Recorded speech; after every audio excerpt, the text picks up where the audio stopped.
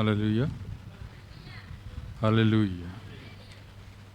మంచిది. మరి ఈ సమయంలో కొన్ని ప్రార్థనా వినపాలు ఇక్కడ ఉన్నాయి. వీటి కొరకు మనము ప్రార్థన చేసి దేవుని యొక్క ఆరాధనలోకి మనం వెళ్దాం. అందరి కళ్ళు మూసుకున్నట్లయితే ఈ అంశాల కోసం ప్రార్థన చేద్దాం.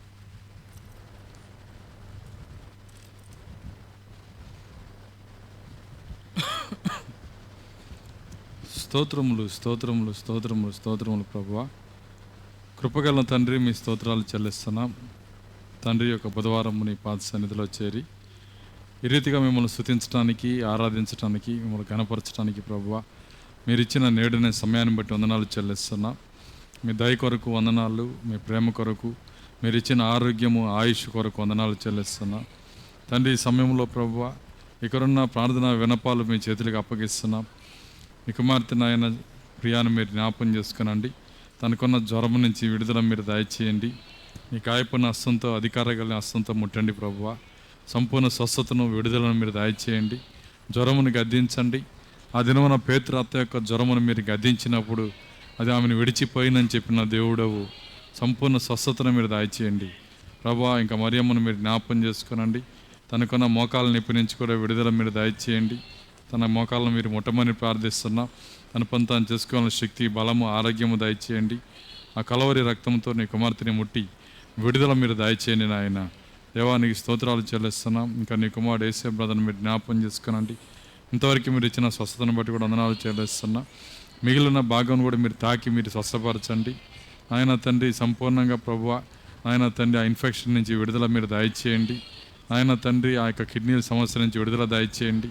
ప్రతి సమస్య నుంచి విడుదల మీరు దయచేసి సంపూర్ణ స్వస్థనిచ్చి ప్రభువా నీ సాక్షిగా నీ కుమారుని నిలబెట్టుకోమని ప్రార్థిస్తున్నా తండ్రి. ఇంకా ఎవరైతే అవసరతలో ఉన్నారో, అనారోగ్యంలో ఉన్నారో ప్రభువా, వారు తమ చేతులు పైకెత్తుచుండగా నాయన ఎత్తబడిన చేతి వెనకాల ఉన్న ప్రతి అవసరతను మీరు తీర్చండి. ప్రతి అనారోగ్యం మీరు గద్దించండి నాయన. ఓ మా విన్నపములన్నీ మీ సన్నిధిలో భద్రపరిచి సమాధానం దయచేయమని యేసుక్రీస్తు నామములో ప్రార్థించి వేడుకొంచున్నాము తండ్రి, ఆమేన్. మంచిది. మరి అందరం లేచి నిలబడదాం.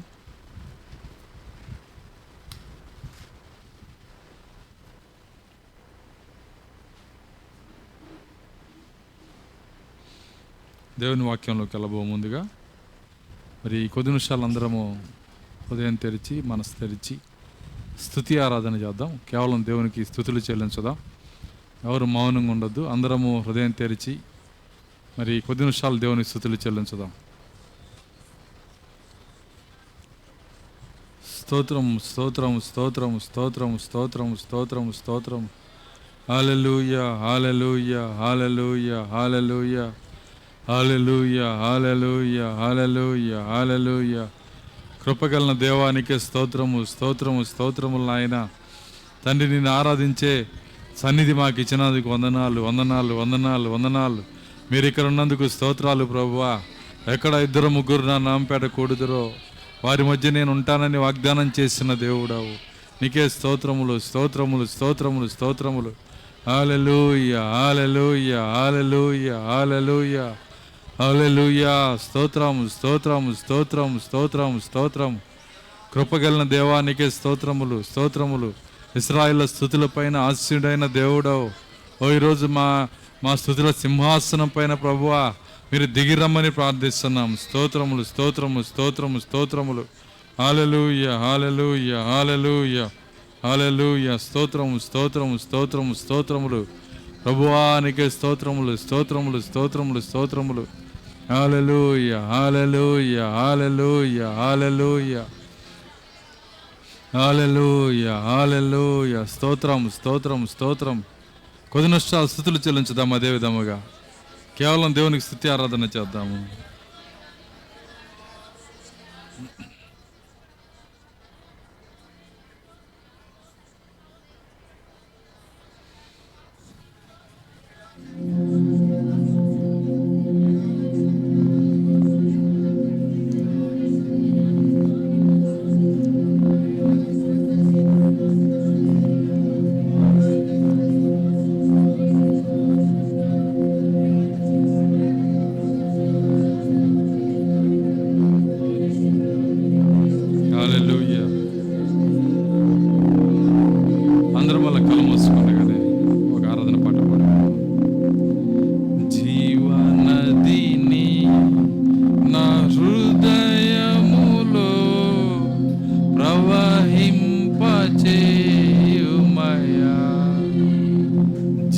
జీవనదిని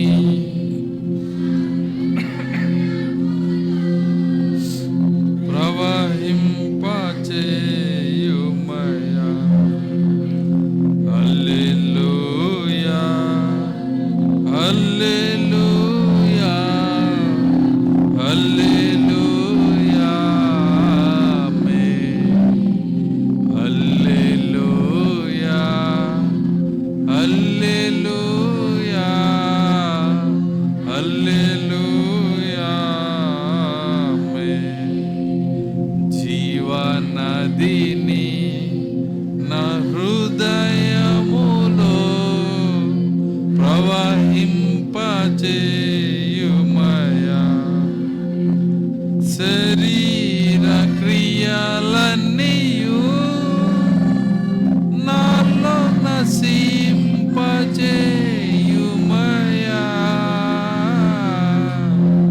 శరీర క్రియలన్నీయు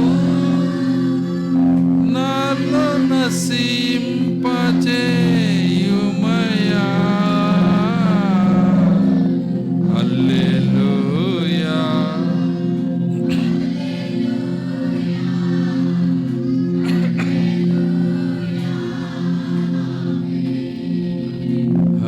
హల్లెలూయా హల్లెలూయా హల్లెలూయా ఆమేన్. జీవనదిని నా హృదయములో ప్రవహింపచేయుమయా. జీవనదిని నా హృదయములో ప్రవహింపచేయుమయా. బలహీన సమయములో నీ బలమును సంగుమయా. బలహీన సమయములో నీ బలమును సంగుమయా. హల్లెలూయా హల్లెలూయా హల్లెలూయా ఆమేన్. హల్లెలూయా హల్లెలూయా హల్లెలూయా ఆమేన్. జీవనదిని నా హృదయములో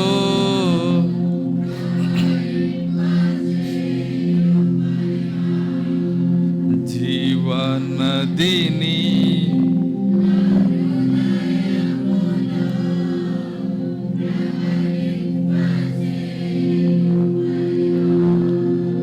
ఎండిన ఎముకలన్నీయు తిరిగి జీవింపచేయుమయా.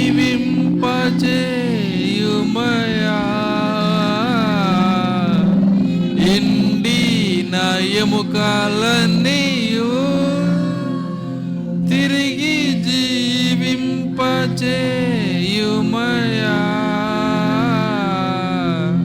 హల్లెలూయా హల్లెలూయా హల్లెలూయా ఆమేన్.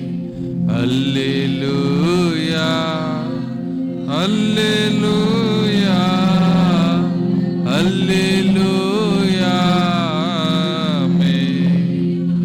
జీవనదిని నా హృదయములో ప్రవహింపచేయుమయా.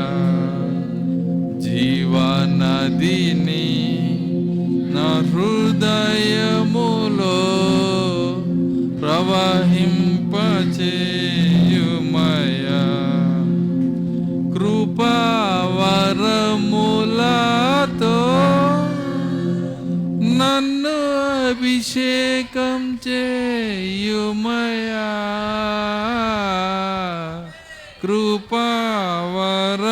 కృపావరములతో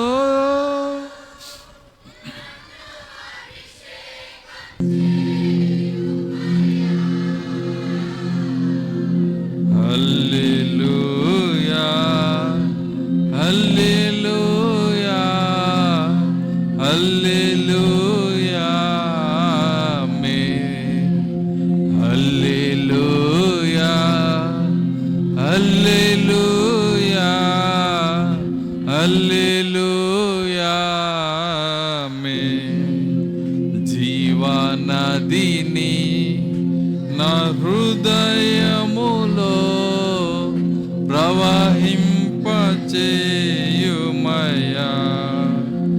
జీవనదిని నా హృదయములో ప్రవహింపచేయుమయా. ఆత్మ ఫలములతో నన్ను ఫలింపచేయుమయా.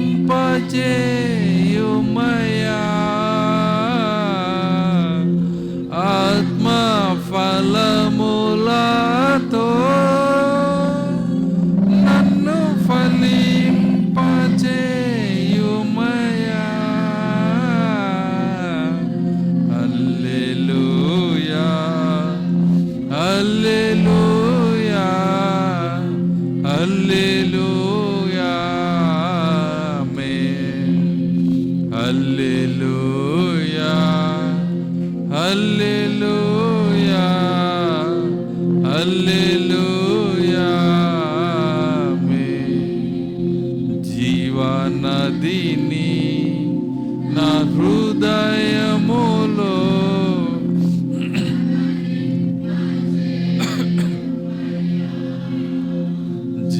జీవనదిని నా హృదయములో ప్రవహింపచేయుమయా. ప్రవహింపచేయుమయా. ప్రవహింపచేయుమయా. హల్లెలూయా. దేవుని వాక్యం చదువుకుందాం. అందరూ నిలబడండి. పరిశుద్ధ గ్రంథంలో నుండి హెబ్రీయులకు రాసిన పత్రిక 11వ అధ్యాయము 1వ వచనం నుంచి మనం చదువుకుందాం.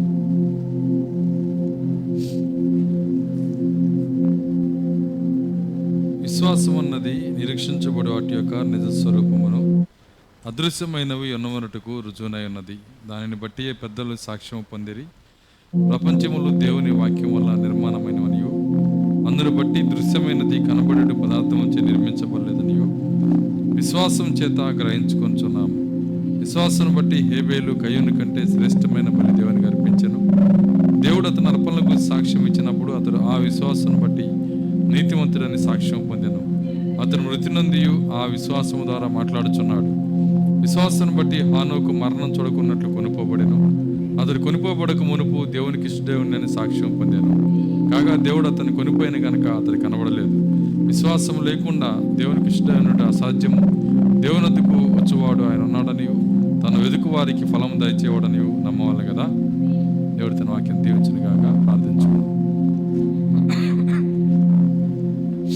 స్తోత్రములు ప్రభువా, కృపగల తండ్రి, మీ స్తోత్రాలు చెల్లిస్తున్నాం.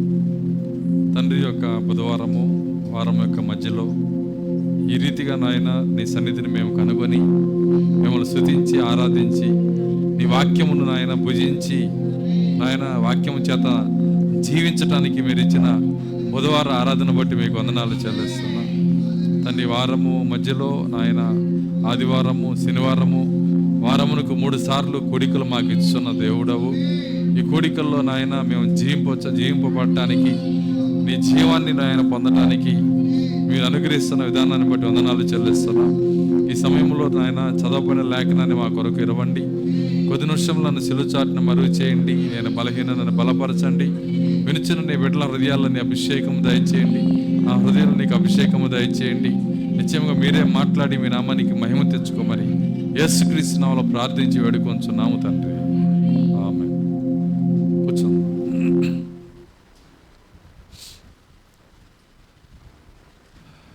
సరే, మంచిది. మరి 10 నిమిషాలు మనకు ఆలోచన వాక్యం పైన ఉంచుదాం. ఎక్కువ సమయాన్ని నేను తీసుకొని 1 గంట సమయము దేవుని వాక్యాన్ని మనం చూద్దాం. ఉన్నది గంట సమయమే కనుక మన ఆలోచన అంతా వాక్యం పైన ఉంచుదాం. మరి చదవబడినటువంటి లేఖనంలో గడిచిన వారము కొన్ని కార్యాలు మనం చూసాము. పోయిన వారము మరి ఏ విధంగా ఒకే బైబిల్ చదివి హేబేలు కయ్యూను మరి వ్యత్యాసమైన కార్యాలు ఏ విధంగా వాళ్ళు పొందుకున్నారో, ఏ విధంగా వాళ్ళు మరి దేవుని యొక్క ప్రత్యక్షతను, లేకపోతే మరి హేబేలు ఏ విధంగా దేవుని ప్రత్యక్షతను, కయ్యూను మరి సొంత జ్ఞానమును వాడి దేవుణ్ణి ఏ విధంగా సంతోషపరచాలనుకుంటున్నాడో ఆ కార్యాలన్నీ మనం చూసాము. నిజంగా మరి ఈ విశ్వాస వీరుల పట్టీలో మరి మొదటి పేరునే దేవుడు హేబేల్ని ఎక్కించాడు. ఈ విశ్వాస వీరుల పట్టీలో మొదటి పేరుని ఆయన హేబేల్ని ఎక్కించాడు. ఎందుకు హేబేల్ని ఎక్కించాడండి? మరి ఆదాముని ఎందుకు ఎక్కించలేదు? హేబేల్ కంటే ముందెవరు? ఆదాము. మరి ఆదాముని ఎందుకు ఆయన పేరు ఇక్కడ వాడలేదు అంటే, మరి ఇక్కడ పడిపోయిన మానవ జాతిలో థియోఫనీ కలిగి మరి దేవునికి ఇష్టడిగా జీవించిన వాళ్ళలో లిస్ట్ ఆయన బయటకు తీస్తున్నాడు. ఆదాము మరి పడిపోకముందు, ఆదాము అంటే ఒక నకిలీ కూడా లేనప్పుడు ఉన్న మనిషి ఆయన. మానవ జాతిలో ఆ సమయానికి ఆదాము భూమి మీద ఉన్నప్పుడు నకిలీ మనిషి లేడు, అక్కడ ఉన్నాడా? కానీ హేబేలు భూమి మీదకి వచ్చినప్పుడు అక్కడ ఒక నకిలీ ఉన్నాడు. ఎవరా నకిలీ? కయ్యూను. కాబట్టి ఇప్పుడు నకిలీ ఉండటం వల్ల ఇప్పుడు దేవుని యొక్క వరము, లేకపోతే దేవుని యొక్క థియోఫనీని వాడి మరి కార్యములు జయించినప్పుడు అది సాక్ష్యంగా మారుతుంది. కాబట్టి ఆదాము పేరు ఇక్కడ ఆయన అందుకే రాయలేదు. ఆదాము పడిపోకముందున్న జాతి నుంచి ఆయన మొదలయ్యాడు గనక, ఆదాము కన్ఫామ్గా థియోఫనీతో మొదలయ్యాడు గనక ఆయన పేరు ఇక్కడ అవసరం లేదు. కానీ నకిలీలు ఉన్నప్పుడు వాళ్ళ క్రియల్లో నుంచి దేవుడు ఒక సాక్ష్యాన్ని బయటికి తీస్తున్నాడు. ఆమెను చెప్పగలరా? చూడండి, ఒక నిజమైన సంఘం ఉంది, ఒక నకిలీ సంఘం ఉందనుకోండి. ఈ నిజమైన సంఘమును చూపించటానికి దేవుడు నకిలీ సంఘాన్ని కూడా అనుమతిస్తాడంట ఆయన. ఈ నకిలీ సంఘం ఉన్నప్పుడు, నకిలీ యొక్క మరి సంఘశాఖలు ఉన్నప్పుడు వాటి జీవితం ఎలా ఉంది, వాళ్ళ క్రియలు ఎలా ఉన్నాయి, మరి వాళ్ళు చేస్తున్న పనులు ఎలా ఉన్నాయి, మరి వాళ్ళ ఆరాధన ఎలా ఉంది, మరి అదే సమయంలో వధువు యొక్క క్రియలు ఎలా ఉన్నాయి, వధువు ఏ విధంగా వాక్యాన్ని మోసుకొని వెళ్తుంది, ఏ విధంగా ప్రవక్తను చేర్చుకుంది, వధువు ఏ విధంగా సాయంకాల వెలుగులో నడుస్తుంది, ఏ విధంగా ముద్రలు తెరవబడిన కార్యాలు పొందుకుంటుంది, శరీర మార్పు విశ్వాసానికి ఏ విధంగా వెళ్తుంది. చూడండి, రెండు కూడా మరి ఇక్కడ నకిలీ సంఘం ఉన్నప్పుడు మాత్రమే ఈమె క్రియలు మరి కొనియాడబడతా ఉన్నాయి. ఇక్కడ ఎందుకు ఈమె క్రియలు పైకి లెగుస్తున్నాయి అంటే, పక్కన ఒక నకిలీ సంఘం ఉంది గనక. ఒక నిజమైన సంఘం వచ్చినప్పుడు ఆమె సాక్ష్యం అనేది బయటకు వస్తూ ఉంది. కాబట్టి దేవుడు ఎప్పుడూ కూడా మరి ఆ నకిలీ మనుషులను, నకిలీ సంఘములను దేవుడు అనుమతిస్తానే ఉంటాడు. ఎందుకంటే నీ సాక్ష్యము బయటికి రావటానికి, నీ సాక్ష్యమును దేవుడు బయటికి తీయటానికి ఈ కార్యములను ఆయన అంగీకరిస్తూనే ఉంటాడు. చూడండి, ఇక్కడ మరి మనం చూసినప్పుడు మరి దేవుడు ఇచ్చినటువంటి ఆ బయలుపాటు దేని వల్ల పట్టుకున్నాడంటే, మరి మనసుతో దాన్ని మనం పట్టుకోలేము, హృదయంతో కూడా దాన్ని మనం పట్టుకోలేము, మనకున్న తెలివితోనూ చదువుతోనూ దాన్ని మనం పట్టుకోలేము. అది దేంతో మనం పట్టుకుంటామంటే, కేవలము దేవుడు నీకు ఇచ్చిన వాక్య శరీరాన్ని బట్టే నువ్వు దాన్ని పట్టుకుంటావు, దేవుడిచ్చిన విశ్వాసాన్ని. కాబట్టే మన ప్రభువు ఏమన్నాడంటే, రక్త మాంసములు దీన్ని నీకు బయలుపరచలేదు అంటున్నాడు.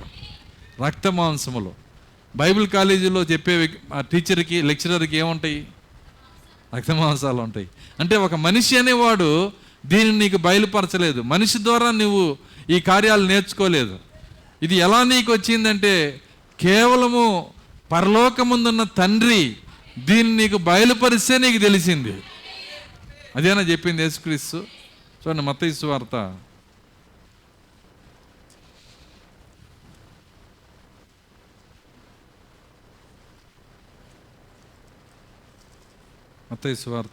16వ అధ్యాయము 17వ వచనం. అందుకు యేసు సీమోన్ బరియోనా నీవు ధన్యుడవు పరలోకమందున్న నా తండ్రి ఈ సంగతి నీకు బయలుపరిచినే గాని నరులు నీకు బయలుపరచలేదు మరియు నువ్వు పేతురువు ఈ బండ మీద నా సంగమును కట్టుదును. చాలు. అందుకు యేసు సీమోన్ బరియోనా నీవు ధన్యుడవు, పరలోకమందున్న నా తండ్రి ఈ సంగతి నీకు బయలుపరిచినే గాని నరులు నీకు బయలుపరచలేదు. రెండేసి కింద ఏమిచ్చాడు? రక్త మాంసములు కలిగిన ఏ మనిషి దీన్ని చెప్పలేడు, ఇంక్లూడ్ పాస్టర్. అంటే నీ సేవకుడు కూడా నీకు దీన్ని బయలుపరచలేడు. ఒక బయలుపాటు కలిగిన పాస్టర్ను కలిగినప్పటికి కూడా, ఆ సంఘంలో నువ్వు వెళ్తున్నప్పటికి కూడా ఇది నువ్వు పొందుకోలేవు. చాలా ఆశ్చర్యంగా ఉంటుంది. ఒకసారి నవ్వు వస్తుంది, ఒకసారి బాధ వేస్తుంది. ఎందుకంటే మరి అక్కడ కూర్చొని కూడా దాన్ని పొందకపోతే అది అంతా మరి దౌర్భాగ్యమో చూడండి. ఒక బయలుపాటు కలిగిన సేవకుని దగ్గర ఉండి కూడా దాన్ని పొందలేని జీవితం అంటే ఎందుకంటే అది ఈ చెవుల ద్వారా వినేటట్లయితే పొందుకోగలుగుతావు. కానీ దాన్ని వినాలంటే ఏ చెవి కావాలి? దేవుడు నిర్మించిన థియోఫనీ చెవి ఉంటేనే దాన్ని మనం వినగలుగుతాం. అంతేగాని ఏ పాస్టర్, చాలామంది పాస్టర్లను మారుస్తుంటారు. ఎంతమంది పాస్టర్లు మారినా వీళ్ళ చెవి మాత్రం తెరవబడదు. ఎందుకు తెరవబడదంటే అది పాస్టర్ నుంచి కాదు వచ్చేది, అది పరిశుద్ధాత్మ నుంచి నీకు వస్తుంది. అదేనా ఇక్కడ చెప్పింది. సీమోన్ బరియోనా నువ్వు ధన్యుడవు, పరలోకమందున్న నా తండ్రి దీన్ని నీకు బయలుపరిచినే కానీ నరులు నీకు దీన్ని బయలుపరచలేదు. పరలోకమందున్న తండ్రి బయలుపరిచాడంట. ఇదే మాట చెప్పేటప్పుడు ఇంతకుముందు ఇదే పదం ఒక చోట వాడాడు. ఎక్కడ వాడాడంటే, ఈ చిన్నవారిలో ఎవనికి ఆటంకం చేయవద్దు, వీరి దూతలు వీరి థియోఫనీలు పరలోకమందున నా తండ్రి ముఖమును ఎల్లప్పుడూ చూస్తారు. అంటే వాళ్ళు ముఖముఖాలు చూసుకుంటారు. ఇద్దరు అంటే వాళ్ళు ఎప్పుడూ కూడా ఒకరినొకరు చూసుకునే మరి సాన్నిహిత్యంగా ఉంటారు వాళ్ళు. మరి అంత దగ్గరగా ఉన్నప్పుడు ఆయన ఎవరితో మాట్లాడతాడు? తండ్రి. ఇప్పుడు ఎదురు కూర్చున్న వాళ్ళతో మాట్లాడతారా, లేకపోతే మరి ఎక్కడో ఉన్న వాళ్ళతో మాట్లాడతారా? ఎదురు ముఖం చూసుకుంటా ఉన్నారు. ఎవరు? నీ థియోఫనీ, నా థియోఫనీ. కాబట్టి తండ్రి ఆయన మాట్లాడుతున్నప్పుడు ఎవరితో మాట్లాడతాడు? వాళ్ళతోనే మాట్లాడతాడు. కాబట్టి పేతురు థియోఫనీ తన దేవుని ముందు నుంచున్నప్పుడు, ఆయన ముఖాన్ని చూస్తున్నప్పుడు పేతురు థియోఫనీతో చెబుతున్నాడు, నువ్వు భూమి మీద ఉన్నావు, నీ శరీరం భూమి మీద ఉంది, నీ ఎదుటి నిలబడిన మానవుడు ఎవరో తెలుసా?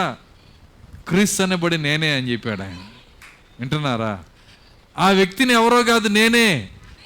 ఆ థియోఫనీ ఏమైందంటే చిన్నగా కిందకు వచ్చి పేతురులోకి వచ్చి కలుసుకొని పేతురికి బయలుపాటు చెబుతుంది. ఏమంటుందంటే, అయ్యా నువ్వు ఎవరో కాదు, సజీవుడకు దేవుని కుమారుడిగా వచ్చిన క్రీస్తు. ఎవరు చెప్పారు నీకు? ఎవరు చెప్పలా? నరులు చెప్పలా, రక్తమాంసాలు చెప్పలా, ఏ మనిషి చెప్పలా. కానీ దేవుడే అక్కడ ఉన్నటువంటి థియోఫనీతో ఆయన పంచుకున్నప్పుడు ఆ థియోఫనీ వర్తమానాన్ని మోసుకొని వచ్చి ఇక్కడ మనతో దాన్ని అందిస్తున్నప్పుడు దానికే దాని పేరు దూత. ఎంతమందికి అర్థమవుతుంది నేను చెప్తుంది? థియోఫనీ పేరేంటి? దూత. ఎవరికి ఇది? ఎవరికి దూత? నీకు దేవునికి మధ్య దూత. దేవుని కార్యాలు నీకు చెప్తుంది, నీ కార్యాలు తీసుకెళ్ళి దేవునికి చెప్తుంది. కాబట్టి ఆ థియోఫనీని ఆయన ఏమన్నాడంటే దూత అన్నాడు. ఇక్కడ ఆ దూతను బట్టే ఆ యొక్క పేతురు ఆ కార్యాలు అర్థం చేసుకోగలిగాడు, వినగలిగాడు, నమ్మగలిగాడు, చూడండి గ్రహించగలిగాడు. ఇవన్నీ కూడా వాక్య శరీరాన్ని బట్టే చేయగలిగాడు. అంతేగాని ఎంత గొప్ప పాస్టర్ ఉన్నాడు, ఎంత గొప్ప బోధకుడు ఉన్నాడు, నువ్వు ఏ చర్చికి వెళ్తావు, నువ్వు ఎవరు నీకు వర్తమానం చెబుతున్నారు, నీ స్నేహితుడెవడు, నీకు ఈ వర్తమానం చెప్పిన వ్యక్తి ఎవరు, ఇవన్నీ అసలు లెక్కలో తీసుకున్న కార్యాలు కానే కాదు. అవన్నీ మంచియే, మంచి వర్తమానం చెప్పేవాళ్ళు చుట్టూ ఉండటం మంచిదే. కానీ నిన్ను వర్తమానంతో వెలిగించేవాడు కేవలం పరిశుద్ధాత్మ మాత్రమే, నిన్ను నడిపించేవాడు పరిశుద్ధాత్మ మాత్రమే. చూడండి, కాబట్టే యేసుక్రీస్తే పాస్టర్గా ఉన్న సంఘంలో యూదా ఇస్కరియోతు చేరాడు. ఏమైనా ఉపయోగం ఉందా? గ్రహించాడా? లేనే లేదు. వింటున్నారా? యేసుక్రీస్తు ఉన్న కుటుంబంలో ఉన్న కుటుంబస్తులు కూడా గ్రహించలేదు. నిజమేనా? ఆయన కుటుంబంలో ఎంతమంది కుటుంబం ఉండి ఉంటారు? ఆయన రక్త సంబంధులు, ఆయన యొక్క దగ్గర బంధువులు, ఆయన స్నేహితులు, ఆయన ఫ్యామిలీ. ఇప్పుడన్నా కుటుంబ వ్యవస్థ పగిలిపోయి కొద్దిమంది ఉంటున్నారు. ఒకప్పుడు కుటుంబ వ్యవస్థ ఎట్లా ఉండేది? పిలిస్తే ఊరొచ్చేది. జనం ఎంతమంది ఉండేవాళ్ళు అంటే, మరి ఒక పెళ్లి చేస్తే సాయంత్రం 6 దాకా భోజనాలు పెట్టాలి. వింటున్నారా? ఎందుకంటే అంతమంది, వేలకు మంది, మరి వేల మంది పెళ్ళిళ్ళకి వచ్చేవాళ్ళు. ఎవరు వీళ్ళంతా అంటే బంధువులండి. ఎవరంతా వీళ్ళంతా? బంధువులు. నిజం. ఇప్పుడే అలాంటి కుటుంబాలు ఉన్నాయి. ఒకప్పుడు ఇంకెంతమంది ఉండేవాళ్ళు? అంత పెద్ద కుటుంబంలో ఒక్కరంటే ఒక్కళ్ళు కూడా యేసునందు విశ్వాసం ఉంచలేకపోయారు. చివరికి యేసే పాస్టర్గా ఉన్న యూదా ఇస్కరియోతుకి ఏమీ అర్థం కాల. యేసుక్రీస్తు చేసిన ప్రతి అద్భుతాన్ని సొంత కళ్ళతో చూసినా ఏం గ్రహింపులేదు. ఎంతమందికి అర్థమవుతుంది నేను చెప్తుంది? ఎవరి కళ్ళతో చూశాడు? పక్కన వాళ్ళ కళ్ళతోనా? ఎవరి కళ్ళతో చూశాడండి? ఆయన కళ్ళతో ఆయన చూశాడా? లాజర్ని లేపేది చూశాడా? కుష్ఠరోగిని బాగు చేసేది చూశాడా? పాడి మీద యువకులను లేపేది చూశాడా? ఎంతమందిని మరి ఆయన స్వస్థపరిచేది చూశాడు. ఎంత ప్రభావం వెళ్ళేది చూశాడు. అయినా వింటున్నారా?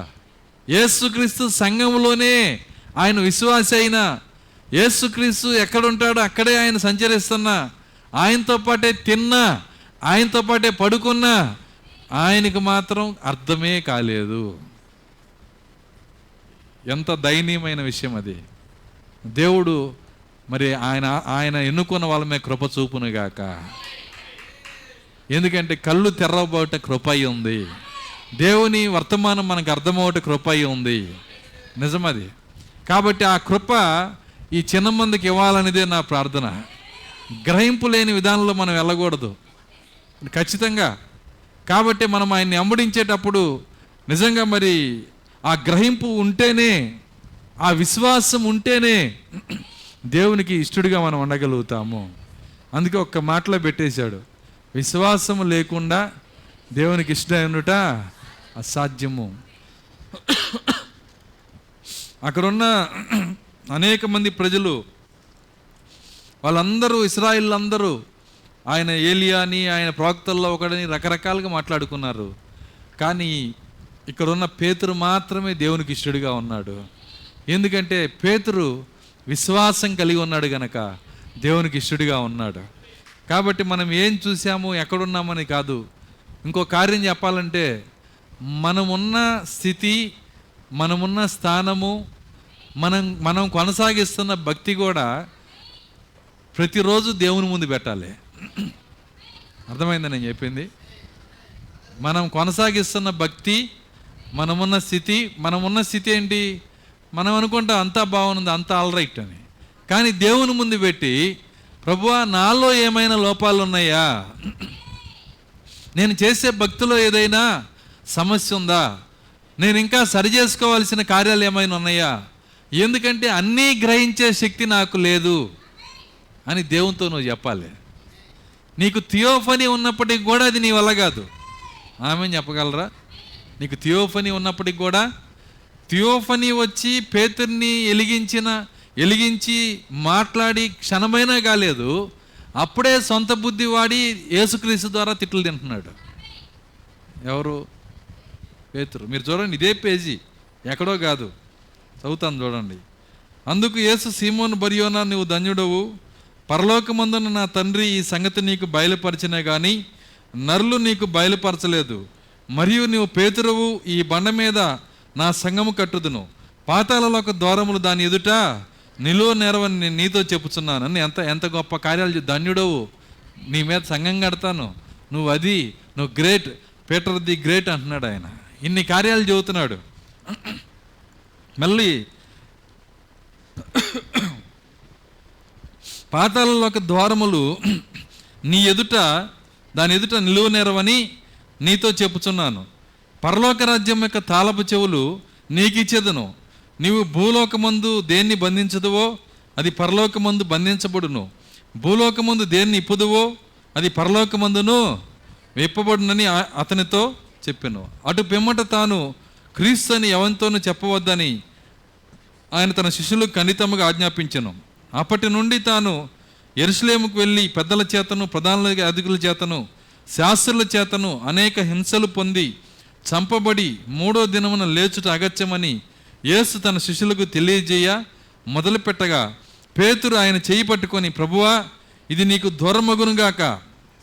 అదే సన్నివేశం, అదే గంట, అదే సమయం. చూడండి, థియోఫనీ వచ్చి మాట్లాడి గొప్ప వరాలు పొంది విశ్వాసిగా నిరూపించబడిన అదే సమయంలో ఏం జరుగుతుందో చూడండి. అది నీకెన్నడను కలగదని ఆయన గద్దింపసాగాను. అయితే ఆయన పేతురు వైపు తిరిగి, సాతానా, నా వెనక్కు పొమ్ము, నీవు నాకు అభ్యంతర కారణమై ఉన్నావు. థియోఫనీతో వాడబడిన అదే క్షణము దేంతో వాడబడ్డాడు? అది సాధ్యమా? అందుకే విశ్వాసులను చూసినప్పుడు చాలామంది బెదిరిపోతుంటారు. అర్థం కాల. మంచి మాట పరలోకం నుంచి నిజంగా థియోఫనీ ఉన్న వ్యక్తే గొప్ప విషయాలు నిలబడతారు. కాసేపటికే సాతానికి తమ్ముళ్ళలాగా ఉంటారు. అర్థమవుతుందా? కారణం ఏంటి? చూడండి, ఇక్కడ పేతురులోనే జరిగింది, నీలో జరగదని నమ్మకం ఏంటి? కాబట్టి నువ్వు దేవుని దగ్గర ఏం చేయాలంటే, ప్రభువా, నన్ను కేవలము నీ పరిశుద్ధాత్మతోనే వాడుకో ప్రభువా, నా పొరపాట్లు సరిచేయండి, నా తప్పిదములు సరిచేయండి. అపవాది వచ్చి నన్ను వాడుకొనకుండా మరి సరి అయినటువంటి భద్రత నాకు దయచేయండి, సరైన మనసు నాకు దయచేయండి. ఏది అపవాది మనసో, ఏది దేవుని మనసో గ్రహించే శక్తి నాకు దయచేయండి.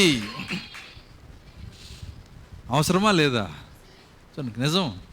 కాబట్టి థియోఫనీ వచ్చింది, గొప్ప త్యాగం చేసావు, దేవునికి ఇష్టమైన ఒక కార్యాన్ని చేసావు, నువ్వు సంతోషపడితే కుదరదు. దాని వెనకాలే దెయ్యం కూడా నేను వాడుకోగలదు. కాబట్టి దెయ్యము వాడుకోకుండా నీ మనసుతో నువ్వు కట్టడి చేసుకోగలిగితే, దెయ్యము రాకుండా నువ్వు గనక భద్రం చేసుకోగలిగితే, అదే నీ విజయమై ఉన్నది. అదే నీ విజయమై ఉంది. కాబట్టి నువ్వు ఎంత మంచి వ్యక్తివైనా, నువ్వు ఎన్ని మంచి కార్యాలు చేసినా, మరి అపవాది నీ లోపలికి వచ్చి నిన్ను వాడుకునేటప్పుడు దయ్యము నీ దగ్గరికి రాకుండా నీవు గనక కాపాడుకునే భక్తి గనక నువ్వు దేవుని దగ్గర తెచ్చుకుంటే అది నీ విజయం అవుతుంది. మరి అది ఎలా వస్తుంది? ప్రార్థన ద్వారా. ఆమెను చెప్పగలరా? నువ్వు ప్రార్థించాలి. నువ్వు ప్రార్థించినప్పుడు ఎలా ప్రార్థించాలంటే, నీ విషయంలో మరి నీ పైన నమ్మకాన్ని నువ్వు తీసి దేవునికి నువ్వు అప్పగించుకోవాలి. నేనంతా బాగున్నాను అనే స్థితిని నువ్వు వదిలిపెట్టాలి. ఆ మాట చెప్పాల్సింది దేవుడు. ఆమెను చెప్పగలరా? నేను బాగున్నాను అనే కార్యాన్ని నువ్వు డిసైడ్ చేసుకుంటే నిన్ను ఎవరు ఈ జన్మలో బాగు చేయలేరు. నువ్వు బాగుపడాలి అంటే ఆ కార్యాన్ని దేవుని చేతిలో పెట్టి, ప్రభువా, నన్ను పరీక్షించుము అని చెప్పాలి. యోబు అంటున్నాడు, నేను పరీక్షించబడిన తర్వాత శుద్ధ సువర్ణంగా మారుతాను. నేను పరీక్షించబడాలి అంటున్నాడు ఆయన. పరీక్షించబడి తీరాలి. నేను పరీక్షించబడిన తర్వాత శుద్ధ సువర్ణంగా నేను మారతాను. కాబట్టి మరి భక్తుడైన దావీదు అంటున్నాడు, ఏమంటున్నాడంటే, నా అంతరేంద్రియమును పరిశీలించుము, నా మనసును పరిశీలించుము, నా నడకను పరిశీలించుము, నా పడకను పరిశీలించుము, నా హృదయాన్ని పరిశీలించుము, లోపల దాక్కున్న కార్యాలు పరిశీలించుము.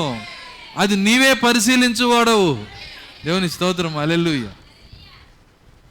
చేయాల్సిన తప్పంతా చేసి ఏ శిక్ష రానప్పుడు ఇది దేవుని చిత్తమే అనుకొని వెళ్ళిపోతున్నాడు అంట. ఎవరు? దావీదు. తప్పు చేశాడు, చూడండి, దానికి ఏ శిక్ష రాలా. అది అంతా ఓకే, ఇట్స్ ఏం లేదు అనుకొని వెళ్ళిపోతున్నాడు. అది అంతా ఓకే, మరి అనుకొని మరి దాన్ని బట్టి ఏమాత్రము దేవుని దగ్గర క్షమించమని కూడా అడగకుండా గ్రహింపు లేకుండా వెళ్ళిపోతున్నాడు.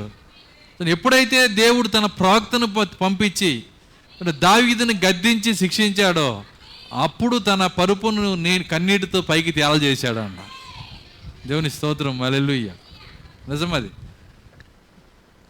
మనం కూడా అంతే, చాలాసార్లు మరి మొహమాటంతో కొన్ని పాపాలు చేస్తూ ఉంటాం, మన అభిమానాలతో కొన్ని పాపాలు చేస్తుంటాం, గ్రహింపు లేకుండా చేస్తుంటాం. దేవుని దగ్గరికి వెళ్ళి మనం ఒప్పుకోవాలి, ప్రభువా గ్రహించే శక్తి నాకు దయచేయండి. ఇంకో మాట అన్నాడు, మొహమాట పాపంలో పడకుండా చేయమన్నాడు ఆయన. ఏం చేశాడు? మొహమాట పాపంలో పడకుండా చేయండి. ఏంటి మొహమాటము? సో నేను మొహమాట పడి దేవునికి అన్యాయం చేయకూడదు, మొహమాట పడి వాక్యానికి అన్యాయం చేయకూడదు, వాక్య పక్షానే నేను నిలబడాలి. దేవుని స్తోత్రం, హల్లెలూయా. నిజం. ఆదివారం చర్చికి బయలుదేరంగానే ఇంపార్టెంట్ బంధువులు వస్తారు. ఇప్పుడు ఏమొస్తుంది నీకు? అది మొహమాటం అండి. అప్పుడు దేవుడు చూస్తున్నాడు, బంధువు కావాలా, చర్చి కావాలా, సంఘం కావాలా, ఆరాధన కావాలా? దేవుడు చూస్తూ ఉంటాడు. మరి ముందే ప్రార్థన చేసుకుంటే దావీదు ప్రార్థన చేసినట్టు, ప్రభు ఆ మొహమాట పాపంలో పడకుండా నాకు సహాయం చేయండి అని ముందే ప్రార్థన చేసావు అనుకో, అక్కడ ఆ ప్రార్థనతో నీకు శక్తినిస్తాడు ఆయన. లేదు నేను ఎప్పుడూ ఆల్ రైట్, ఎన్ని తప్పులు చేసినా నా పేరే ఆల్ రైట్ అనుకుంటా వెళ్ళావు అనుకో, అర్థమవుతుందా? ఒకరోజు దేవుడు చెత్త కుప్పలు వేసినాక నీకు అర్థమైద్ది, నేను ఆల్ రైట్ని ఇక్కడ ఇడిచేసాడా అని. కాబట్టి ఆ స్థితి మనకు రాకుండా ఉండాలంటే మనల్ని మనమే పరిశీలన చేసుకొని ప్రతి సమయంలో దేవుని దగ్గర మనల్ని మనం పెట్టుకోవాలా. ప్రభువా నాలో ఏ పొరపాటు ఉంది, ఏ తప్పిదం ఉంది, నా యొక్క మాటల్లో ఏ తప్పిదం ఉంది, నా ఆలోచనలో ఏ తప్పిదం ఉంది, నన్ను నేను గ్రహించుకోలేను, గ్రహించే మనసు నాకు దయచేయండి అని దేవుని దగ్గర నిరంతరం ప్రార్థన చేసుకోవాలి. ఎవరు ఇలాంటి ప్రార్థన చేస్తారో వాళ్ళే జయిస్తారు. అయితే ఆ ప్రార్థన చేయాలంటే తగ్గింపు ఉండాలిగా. ఏం తగ్గింపు? మనకి ఎవరినైనా తగ్గిమంటే సంతోషం, కానీ మనల్ని తగ్గించుకోమంటే అది చాలా కష్టం. వింటున్నారా? మనకున్న సమస్య ఏంటంటే నువ్వు ఎవరినైనా తగ్గించాలన్నప్పుడు చాలా ఈజీగా తగ్గించగలుగుతావు. ఇంకా చెప్పాలంటే ఎవరినైనా తగ్గించినప్పుడు ఆశ్చర్యం, సంతోషం. మనిషికి వచ్చేది ఏంటంటే ఎవరినైనా తగ్గించామనుకో ఆ విశ్వాసకి ఏమొస్తుంది? 2 కార్యాలు వస్తాయి. ఒకటి ఆశ్చర్యం వస్తుంది, రెండోది సంతోషం వస్తుంది. ఎందుకో మరి తెలియదు. కానీ ఆత్మీయ వ్యక్తికి మాత్రం బాధ వస్తుంది. ఒక వేడుకగా విషయాలు విన్న వ్యక్తికి, వింటున్నారా, సంతోషం వస్తుంది. నువ్వు విషయాలు వేడుకగా వింటున్నావు అనుకో, నీకు సంతోషం వస్తుంది. ఆయన అంత అన్నాడుగా, అంత పరిశుద్ధుడు అనుకున్నావు, అటు అయిపోయాడా, ఆశ్చర్యం. తర్వాత చెప్పుకుంటున్నందుకు సంతోషం. ఎందుకంటే నువ్వు విషయాలని వేడుకగా తెలుసుకుంటున్నావు కనుక సంతోషం. కానీ నువ్వు ఆత్మీయ వ్యక్తివి అయితే బాధ వస్తుంది అక్కడ నీకు. దేవుని స్తోత్రం, హల్లెలూయా. కాబట్టి ఇతరులను తగ్గించడంలో సంతోషం మరి నువ్వు కనుక పొందుతున్నట్లయితే అది నీకు దేవునికరం కాదు, దానివల్ల నీకు ఏ ఉపయోగం లేదు. తగ్గించటం అంటే తీర్పు తీర్చటం. ఆమెను చెప్పగలరా? ఇతరులని తీర్పు తీర్చటం వల్ల నీకు అది నీకు ఎటువంటి మేలు చెయ్యదు. తీర్పు అనేది నీకు నువ్వు కనుక తీర్చుకోగలిగితే అది నీకు దేవునికరంగా ఉంటుంది, అది నిన్ను ఆశీర్వదిస్తుంది. అందుకే బైబిల్ చెబుతుంది, తన్ను తాను తీర్పు తీర్చుకున్నట్లయితే అతడు తీర్పు తీర్చబడడు. అది నీకు ఆశీర్వాదకరము. కాబట్టి మనల్ని మనము తీర్పు తీర్చుకోవాలి, మనల్ని మనం తగ్గించుకోవాలి. ప్రభువా నాలో ఏదైనా పొరపాట్లు ఉందా, నాలో ఏదైనా తప్పిదం ఉందా, నేను అంతా బాగుందనుకుంటున్నాను, ఎక్కడన్నా పొరపాటు ఉందా? ప్రతిరోజు మనం దేవుని పాదాల దగ్గర కూర్చొని దేవుని దగ్గర అడగాలి, దేవుని దగ్గర మొరపెట్టాలి. నువ్వు ఆ విధంగా మొరపెడితే కృప కలిగిన దేవుడు, నిన్ను సరిచేసే దేవుడు, నీకు కృపనిచ్చే దేవుడు, నిన్ను నిలబెట్టే దేవుడు ఆయన. కాబట్టి మనల్ని మనము పరిశీలన చేసుకొని మనల్ని మనము తగ్గించుకోవాలి. మనల్ని మనము మన హృదయంలో ఏముందో దేవుని ముందు పెట్టి మనకి తెలిసినంత వరకు దేవుని దగ్గర ఒప్పుకుంటాం, తెలియంది దేవునికి అప్పగిస్తాం. ఆమె చెప్పగలరా? మనకి తెలియంది దేవునికి అప్పగిస్తాం. మరి ఆ దేవునికి అప్పగించినప్పుడు ఆయన మనల్ని పరిశీలించి, అంతరేంద్రియములు పరిశీలించి, నీలో ఉన్న లోపములు పరిశీలించి, నిన్ను కడిగి నిన్ను శుద్ధీకరించి, ఎందుకంటే నువ్వు అడుగుతున్నావు, నన్ను కడిగని అడుగుతున్నావు. సో ఎవరైతే కడగబడతారో వాళ్ళే వాడబడతారు. అర్థం కాల? ఇంటి నిండా అంట్లు ఉన్నాయి, మీ భాషలోనే చెబుతున్నాను నేను. ఇంటి నిండా అంట్లు ఉన్నాయి, అన్నం వండుకోవాలి, వారం నుంచి కడగట్లా నువ్వు, దాంట్లో పురుగులు కూడా తిరుగుతున్నాయి.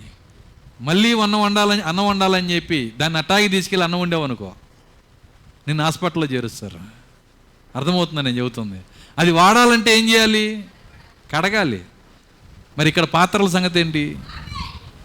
దేవుడు నిన్ను వాడుకోవాలంటే ఏం చేయాలి? కడగబడాలి. కడగబడాలంటే ఎవరు వచ్చి కడుగుతారు? పాస్టర్ వచ్చి తోముతాడా? ఎవరు వచ్చి తోముతారు నిన్ను? నీ ఆత్మను నువ్వే కడుక్కోవాలి దేవుని దగ్గర. ఎవరో వచ్చి తోమరు నిన్ను, తోమితే తంతావు. అర్థం కాల? ఎవరన్నా వచ్చి నిన్ను తోమటానికి ప్రయత్నం చేసి ఏమైనా ఉందా? ఇంకా నువ్వు ఎప్పుడు వచ్చావు? నేను ఎప్పుడు వచ్చాను? నేను సీనియరా, నువ్వు సీనియరా? నాకు చెప్పే అంత అయ్యావా? తోమితి చెయ్యేస్తే ఊరుకోర్రు. అర్థమవుతుందా? అలా కాదు మనం ఉండాల్సింది. ఖచ్చితంగా మనల్ని మనమే పరిశీలించుకొని ఆయన సన్నిధిలో కడుక్కునే వారిగా ఉన్నప్పుడు ఏదైతే తోమబడిద్దో అది వాడబడిద్ది. నాకు తెలిసి తోముకునే లక్షణాలు ఎవరికి ఉండవండి. వింటున్నారా?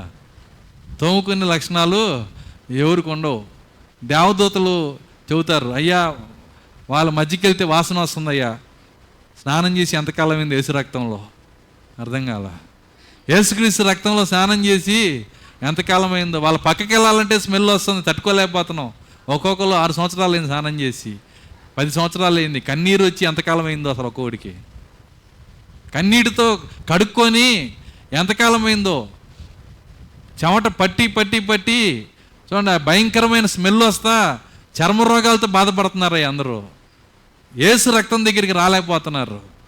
ఆత్మీయ స్థితి నువ్వు కనుక దాన్ని చూడగలిగితే, ఈరోజు దేవుని కృప ప్రతి కూడికలో యేసు రక్తాన్ని హాజరుపరుస్తున్నాడు ఆయన. నిజమది. దేవుని తప్పేమీ లేదు, ఆయన దయగలిగిన దేవుడు. నీకు తెలుసా, నీ ఆత్మ అక్కడికి వెళ్ళి నిలబడ్డప్పుడు నీతో ఆయన చెప్తాడు, నీవు హాజరైన ప్రతి కూడికలో నా రక్తం అక్కడ నేను పెట్టాను, విలువైన రక్తాన్ని అక్కడ పెట్టాను. విశ్వమంతా నువ్వు ఒక పక్కన పెట్టినా అందులో ఒక్క బొట్టు కూడా నువ్వు కొనలేని రక్తాన్ని, విలువైన రక్తాన్ని నేను అక్కడ హాజరుపరిస్తే కడుక్కోవటానికి ఏమైంది? శుద్ధీకరించుకోవడానికి ఏమైంది? తగ్గించుకోవటానికి ఏమైంది? దేవుడు అడుగుతాడు. ఏం చెబుతావు దానికి ఆన్సరు? నిజమది. మీకు తెలుసా, మనం కూర్చున్న వాళ్ళందరము ఆత్మలుగా ఆయన ముందు నిలబడాలి. ఎలా? మన ఆత్మలుగా ఆయన ముందు నిలబడాలి. అప్పుడు నువ్వు చెప్పుకోవడానికి శరీరం ముచ్చట్లు ఏం పనికిరావు. అక్కడ శరీరం ముచ్చట్లోనే బతికితే నువ్వు ఆత్మగా దేవుని ముందు నిలబడ్డప్పుడు ఏం సమాధానం ఇస్తావు ఆయనకి? ఆయన అడుగుతాడు. ఆయన అడిగే విషయాలు ఇయ్యే. పొద్దున్నే వచ్చి లేపాను, ప్రార్థన చేసావా? లేదు. ప్రతి ఆదివారం నీ దగ్గరికి వచ్చాను, ఆహ్వానించాను, వచ్చావా చర్చికి? లేదు. వింటున్నారా? నిన్ను కడుక్కోమని చెప్పి పాస్టర్ గారు ఎంతగా చెప్పారు నీకు? కడుక్కున్నావా?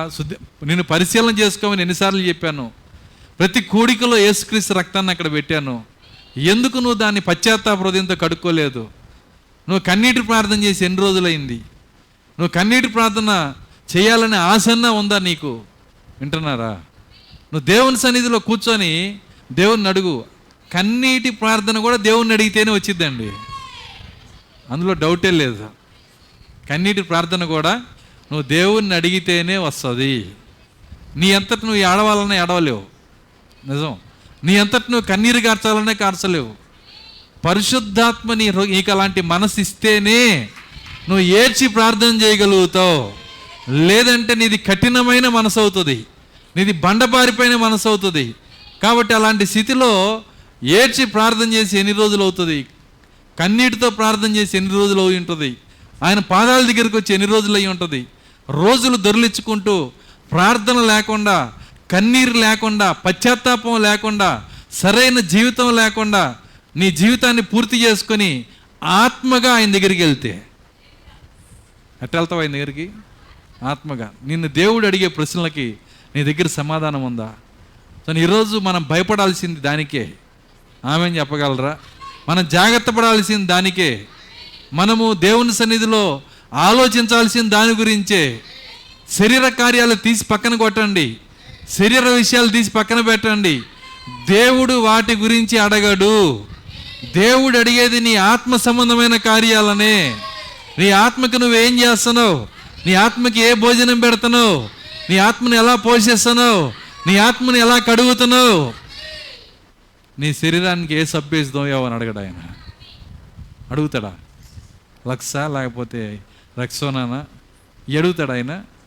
నీ శరీరం ఏ సబ్బేసావు, ఈ శరీరానికి ఏ పౌడర్ వేసావు, నీ శరీరానికి ఏ సెంటు కొట్టావు అని అడగడు ఆయన.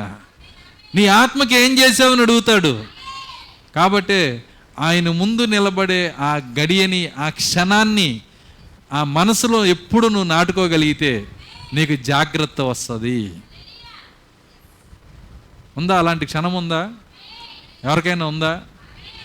ఆయన ముందు ఆత్మగా నిలబడే క్షణం ఉందా? ఖచ్చితంగా నిలబడాలి. ప్రతి వ్యక్తి నిలబడాల్సిందే. పౌలు గారు అంటున్నాడు, మనమందరము ఆయన న్యాయపీఠం ఎదుట నిలవబడవలెను అంటున్నాడు ఆయన. ప్రతి ఒక్కరూ ఆయన ముందు నిలబడాల్సిందే. నిలబడ్డప్పుడు ముచ్చట్లు దేవుడితో ఏం మాట్లాడతావు నువ్వు? ప్రభువా, నాకు తెలిసిన విషయాలు మీకు కూడా తెలియదు అని చెబుతావా? ఆ విషయాలతో ఆయనకి అవసరం లేదు. అవి కాదు కావాల్సింది. నీ ఆత్మ సంగతి ఏంటి? నీ ఆత్మకు నువ్వేం చేసావు? ఈరోజు ఈ కోడికలో గొప్ప ఆధిక్యత ఏంటో తెలుసా? ఈరోజు ఈ బుధవారం కోడికలో ఇక్కడ పాత్రలో రక్తం ఉంది. నాకు తెలిసి గొప్ప ఆధిక్యత అదే. ఆ రక్తమే పరిశుద్ధాత్మ, ఆ రక్తమే క్రీస్తు. ఆయన ఇక్కడ ఉండటమే ఈ కూడిక యొక్క ఆధిక్యత కూడా. ఈ కూడిక యొక్క ఆధిక్యత, ఇంతకంటే గొప్ప ఆధిక్యత ఈ కూడికి లేనే లేదు. అయితే దయనీయమైన స్థితి ఏంటంటే, ఒక్కరు చిటికినీళ్ళు కూడా అందులో పెట్టకుండా వెళ్ళిపోతే, వచ్చిన వాళ్ళలో ఒక్కరు కూడా తమ చిటికినీళ్ళు కూడా ఆ ప్రశస్త రక్తంలో ముంచకుండా ఎలా వచ్చారో అలా వెళ్ళిపోతే, దానికంటే దయనీయమైన స్థితి ఇంకోటి లేనే లేదు. అలాంటి సంఘముగా మనం ఉండకూడదు. ప్రతి కూడికలో కడగబడాలి, ప్రతి కూటములో కడగబడాలి. దేవుణ్ణి అడగాలి, నన్ను సరిచేయండి ప్రభువా, నాకు కృప దయచేయండి, నన్ను మీ రక్తంలో కడగండి. యేసు రక్తము కన్నా, కడగబడేదానికన్నా ఉన్నతమైన స్థితి లేనే లేదు. హల్లెలూయా. మీకు తెలుసా, ఆదాము దగ్గర నుంచి చనిపోయిన ప్రేతలు ఒకదానికోసం కేకలేస్తున్నాయి అని. పాతాళంలో ప్రేతలు, ప్రేత అంటే చనిపోయిన ఆత్మ అని.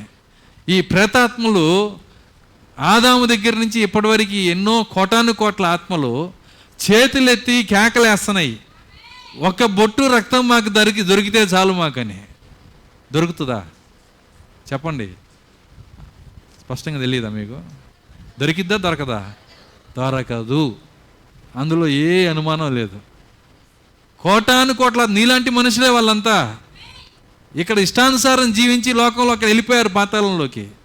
కోటాను కోట్ల ఆత్మలు రక్తాన్ని నిర్లక్ష్యం చేసి వాళ్ళు అడిగేది ఒకే ఒక విషయం, మాకు ఆ రక్తం దొరికితే ఎంత బాగుండు, మాకు ఇంకా అది తప్పితే వేరేది అవసరం లేదని వాళ్ళు నోరు తెరుచుకొని ఆశతో ఎదురు చూస్తున్నారు. కానీ వాళ్ళకి దొరకదు. అర్థమవుతుందా? మరి మనకి పట్టదు. వాళ్ళకి దొరకదు, మనకి పట్టదు. పట్టదంటే ఏంటి? దాంతో మనకి అసలు సంబంధం లేదు. ఇక్కడ ఉండగా దాంతో మనకి సంబంధం లేదు, వాళ్ళకేమో దొరకదు. అక్కడికి వెళ్ళినాక నువ్వు కూడా వాళ్ళ చేతులతో పాటు నువ్వు ఎంత ఎతికినా అది దొరకదు. అక్కడికి వెళ్ళకముందే ఇక్కడ ఎందుకు పొందుకోకూడదు? దేవుని మహాకృప, ఫ్యాన్ వేసి, కుర్చీ వేసి, లైట్ వేసి, ఒక స్థలం ఇచ్చి, పాస్టర్నిచ్చి, సంఘం ఇచ్చి, రక్తం ముందు పెట్టి కడుక్కోమంటే సరే, దాన్ని పట్టదు మనకి. సరే, ఇంత చేస్తే నువ్వు దాన్ని దాటి వెళ్ళిపోయావంటే ఎలా నువ్వు దాన్ని నువ్వు దేవుని యొక్క తీర్పును తప్పించుకోగలవు. దేవుడు ఎప్పుడు కూడా ఆయన నింద ఆయన మీద ఉంచుకోడు. ముందు హెచ్చరిక, అటు తర్వాత తీర్పు. కాబట్టి ఆయన ఎప్పుడైనా సరే హెచ్చరిక చేయకుండా ఎప్పుడు కూడా తీర్పు ఆయన తీర్చడు. కాబట్టి ఇలాంటి కోడికల్లో నిన్ను హెచ్చరిస్తున్నాడు ఆయన, ఇలాంటి కోడికల్లో నీతో మాట్లాడుతున్నాడు ఆయన. ఆ రక్తం ఇక్కడ పెట్టాడు ఆయన, ఆ రక్తంలో కడగమని పిలుస్తున్నాడు ఆయన. ఆయన ఆహ్వానిస్తున్నాడు. గ్రహించే మనసు దేవుడు మనకి ఇవ్వచ్చునుగాక, గ్రహించే మనసు మనకి ఇచ్చునుగాక. కాబట్టి ఇది గ్రహించాలంటే కేవలము ఆయన ఎన్నుకున్నటువంటి ఆ బీజానికి మాత్రమే అది సాధ్యం. అందరూ దాన్ని గ్రహించలేరు. నీకు సహాయం చేయడానికి దూత ఉండాలి. ఆమె చెప్పగలరా? ఆ దూత నీతో మాట్లాడతాడు, దూత వర్తమానం తీసుకొని వస్తాడు, దూత నీతో చెప్తాడు. దూత ఉన్నప్పటికీ పడిపోయే జీవితం ఉంటుంది. మనం చదివిన లేఖనంలో చూసాం. ఇప్పుడు దూత వచ్చి నీతో బయలుపాటు ఇస్తున్నప్పటికీ నువ్వు పడిపోయే జీవితం నీకు ఉంటుంది. నాకు థియోఫనీ ఉంది, ఏం పర్వాలేదు అనుకోమాక, పడిపోయే జీవితం ఉంటుంది. ఏది ఉన్నా ఏది లేకపోయినా నువ్వు చేయాల్సిన కార్యం ఒకటే, నిన్ను నువ్వు తగ్గించుకొని దేవుని పాదాల దగ్గర నిలబడు. ఆయన పాదాలు పట్టుకొని ప్రభువా కృప దయచేయమని దేవుని అడుగు. దేవుని స్తోత్రం, హల్లెలూయా. పాదాలు ఎప్పుడు వదిలిపెట్టమాక. పాదాలు పట్టుకొనుట అనగా కృప కొరకు వేడుకొనుట, తగ్గించుకొనుట. కాబట్టి ఆయన పాదాలు వదిలిపెట్టమాక. చూడండి, మీరు గమనిస్తే ఒక చేపలు పట్టే వ్యక్తి వలలు తీసుకొని ఇసురుతా ఉన్నాడంట చెరువులో. చేపలన్నీ అటు పరిగెత్తిని తప్పించుకోవడానికి ఎగురుతున్నాయి, దూకుతున్నాయి, ఎన్నో కార్యాలు చేస్తున్నాయి. అయితే ఒక చేప ఆలోచించిందంట. ఏం ఆలోచించిందంటే, నేను ఆ పట్టే వ్యక్తి పాదాల దగ్గరికి వెళ్తానందంట. వెళ్ళి పాదాల దగ్గర ఆ పాదం పక్కనే ఉందంట, పాదాల దగ్గరే నుంచుంది. వాళ్ళు అన్నీ వేస్తున్నాడు కానీ పాదం మీద వేసుకోవట్లే ఆయన. అందులో ఉన్నవన్నీ దొరికినాయి కానీ ఇది సురక్షితంగా ఉంది. ఏ చేపది? అర్థమవుతుందని నేను చెబుతుంది. ఆ చేప ఎవరో కాదు, మనమే. పాదాలు వదిలిపెట్టమాక. పాదములు అనగా తగ్గించుకొనుట. ఎవరైనా ఒకళ్ళు పాదాల మీద పడితే ఏంటి అర్థం? వాళ్ళు తగ్గించుకున్నారు. ఎంతో తగ్గించుకుంటే పాదాల మీద పెడతారు. వింటున్నారా? నువ్వు ఎవరి పాదాల మీద పడతావు? చర్చిలో పడవు కదా. సో మనం పాదాల మీద పడుతున్నామంటే తగ్గించుకుంటున్నామని అర్థం. మనం పాదాల మీద పడేవాడు ఒకడే, ఆయన మన దేవుడు మాత్రమే. దేవుని స్తోత్రం, హల్లెలూయా. చూడండి, ఆయన పాదాలు పట్టుకుంటున్నాము అంటానికి అర్థమైందంటే నిన్ను నువ్వు తగ్గించుకోవాలి. నాకు దొరికితే పట్టుకుంటానండి పాదాలు, అయి కాదు. పాదాలంటే లిటరల్గా దొరకవు నీకు. పాదాలంటే దర్శనంలో కనపడవు. పాదాలంటే నిన్ను నువ్వు తగ్గించుకోవటమే. పాదాలు నీకు దొరుకుట.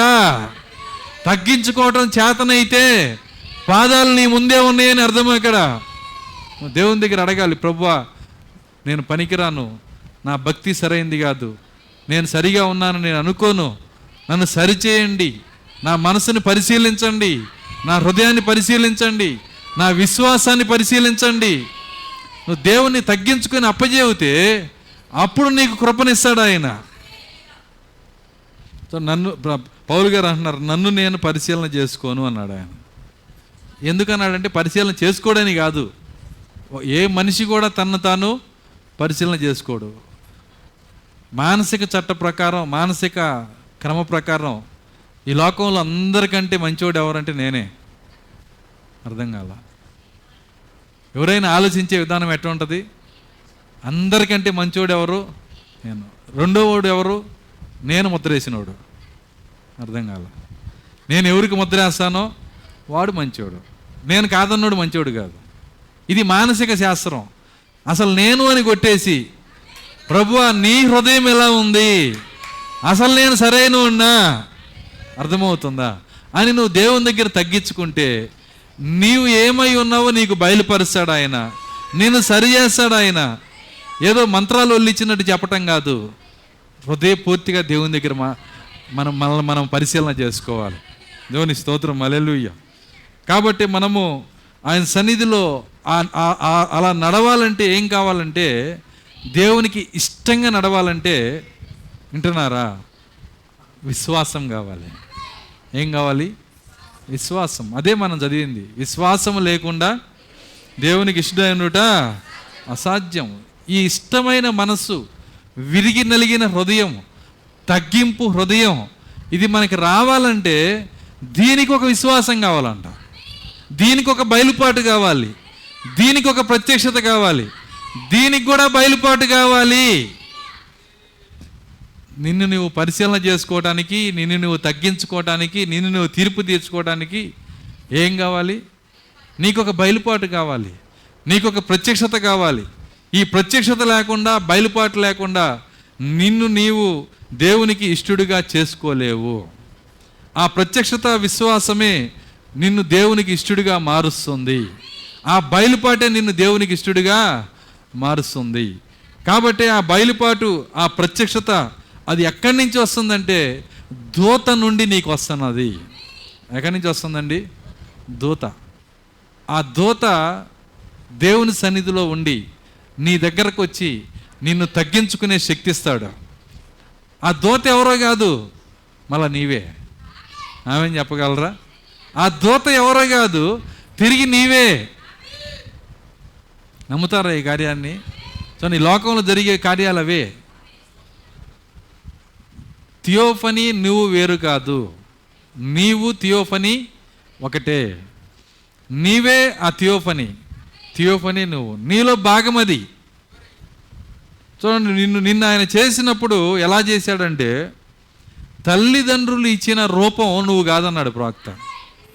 తల్లిదండ్రులు ఇచ్చిన రూపం నువ్వు కాదు. వెయిట్ మిషన్ ఎక్కి అయ్యో 100 కిలోలు ఉన్నాను బాధపడమాక, అది నీ రూపం కాదు. అర్థం కాల.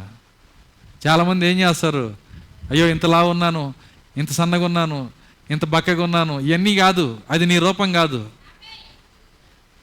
నీ రూపం ఏంటంటే, జగత్తు పునాది వేయబడక ముందే నీకు ఒక రూపాన్ని దేవుడు ఇచ్చేశాడు. ఆయన ఒక రూపాన్ని దేవుడు నీకు ఇచ్చేశాడు. అది నువ్వు, ఇది నువ్వు కాదు. నమ్ముతారా ఈ కార్యాన్ని? కాబట్టి ఆ దూత, ఆ థియోఫనీ, నేనేమై ఉన్నాను అది దేవుడే నాకు ఇచ్చిన రూపం. అది నన్ను నిర్మించిన వాడు ఆయనే. దేవుని స్తోత్రం, హల్లెలూయా. నన్ను సృష్టించిన వాడు ఆయనే, నన్ను నిర్మించిన వాడు ఆయనే. చూడండి, ఆయన మనల్ని నిర్మించినప్పుడు, ఆయన తన పోలిక చొప్పున మనల్ని చేసినప్పుడు, మనకి ఏ రూపము కావాలో ఆ రూపాన్ని ఆయన ఇచ్చాడు. నీ కన్ను ఎలా ఉండాలి, నీ ముక్కు ఎలా ఉండాలి, నీ నడక ఎలా ఉండాలి, నీ చూపు ఎలా ఉండాలి, ఇవన్నీ ఆయన ఆల్రెడీ థియోఫనీలో పెట్టేశాడు ఆయన. అందుకే ఈ గుడారము శిథిలమైపోయిన, చేతి పని కాక దేవుని చేత కట్టబడినదియు నిత్యమైనదైన గుడారము పరలోకమందు మనకున్నదని ఎరుగుదుము. అది నువ్వే. కాబట్టి ఈరోజు పాపం వలన, మరి మన పితరుల పాపం వలన మనం క్రమం తప్పి శరీరంలోకి వచ్చి పడ్డాము. శరీరము కాని శరీరంలో వచ్చి పడ్డాము. ఇది మన శరీరం కాదు. వింటున్నారా? మనం ఉన్నది మన శరీరం కాదు. అసలు ఎవరు అనుకోరు దాన్ని ఆ విధంగా. కానీ వాక్యం చెబుతుంది, విశ్వాసి దాన్ని నమ్ముతాడు. ఈ శరీరము మన శరీరము కాదు, ఇది మార్చబడాలి. ఇది అక్షయ శరీరముగా మార్చబడాలి. ఇది దీనిలో ఉన్న మరణము మింగబడాలి. ఇందులో ఉన్న మరణము ఏం చేయాలి? అది మింగబడాలి. ఏది మింగిది దీనిలో ఉన్న మరణాన్ని? అక్షయమైనది క్షయమయ్యే దాన్ని మింగివేస్తుందంట. అక్షయమైంది ఏంటి? నా పక్కనున్న థియోఫనీ. క్షయమైంది ఏంటి? ఈ శరీరము. ఈ శరీరం అంటే ఏంటి? ఇందులో ఉన్న గుణ లక్షణాలు, ఇందులో ఉన్న అవలక్షణాలు, ఇందులో ఉన్న పనికిరాని కార్యాలు. దీన్ని మింగేది ఎవరు? థియోఫనీ. పక్కనున్న థియోఫనీ. అదే నా విశ్వాసము, అదే నా ప్రత్యక్షత, అదే దూత. దేవుని స్తోత్రం, హల్లెలూయా.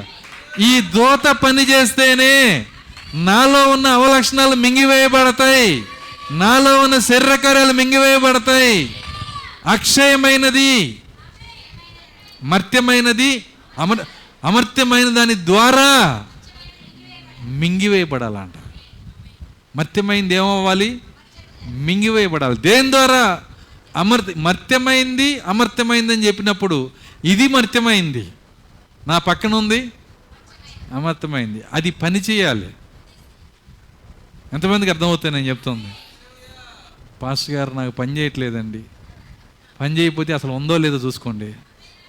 అది లేకపోతే నేనేం చేసేది? ఎవరేం చేయలేరు. అది పని చేస్తున్నట్టు నిశ్చయిత ఎప్పుడు వస్తుంది?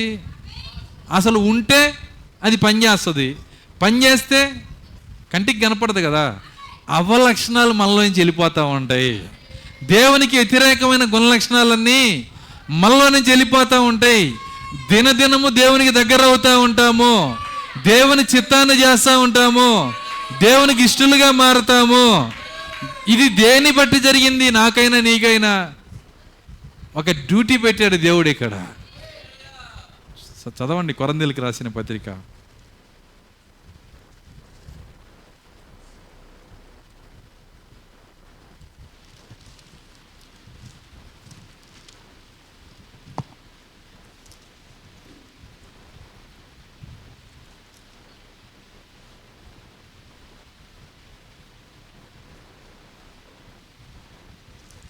రెండో కొరింథీ 5వ అధ్యాయము 1వ వచనం నుంచి.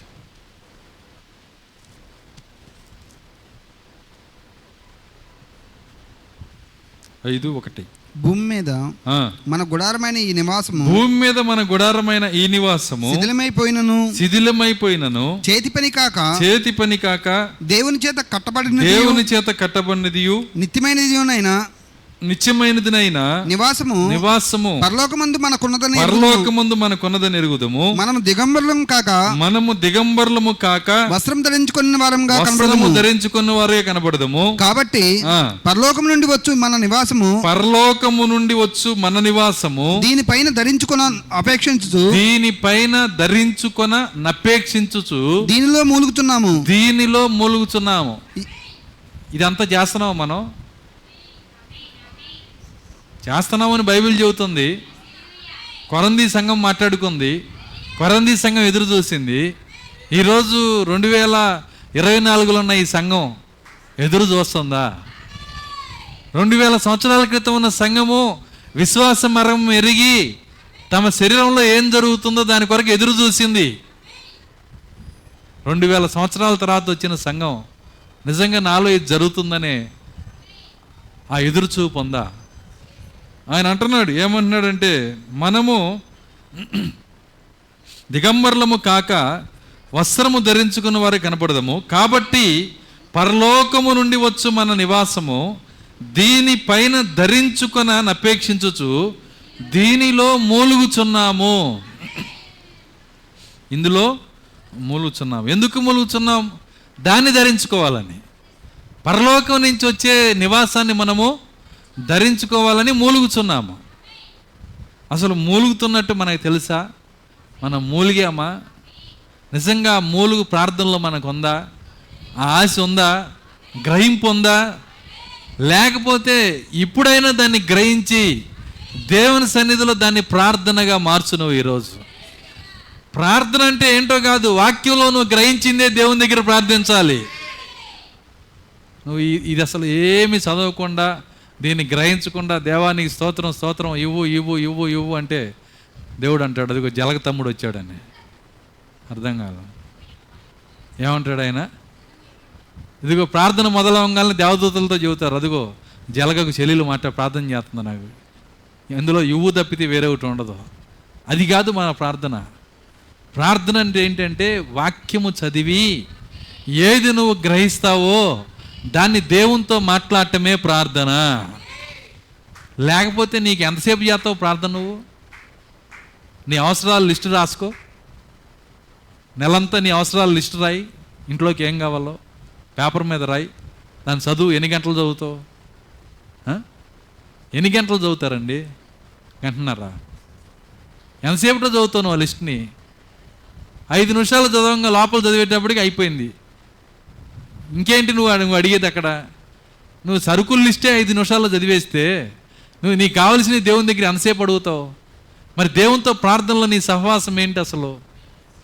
ఈరోజు ప్రార్థన అన్న ఏం చేయాలో తెలియ కూర్చొని పాస్టర్ గారు మమ్మ అనవసరంగా ప్రార్థన రుబ్బుతున్నాడని ప్రార్థన కూడికల్లో కూర్చొని చేయటం ఇష్టం లేక ఏం చేయాలో తెలియక రాక అర్థమవుతుందా?